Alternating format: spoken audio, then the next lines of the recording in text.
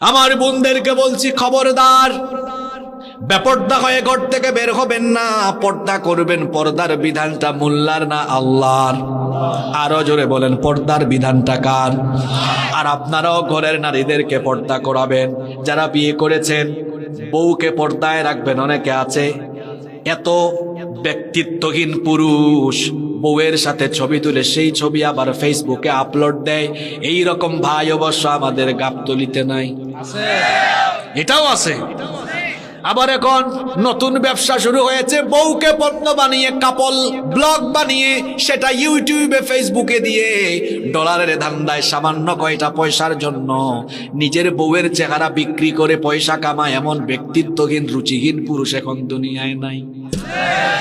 কি এটা যুবকরা বুঝবে কি রে? আপনারা কি দেখেন কাপল ব্লগ? দেখেন, আমার দেখেও দেখছেন।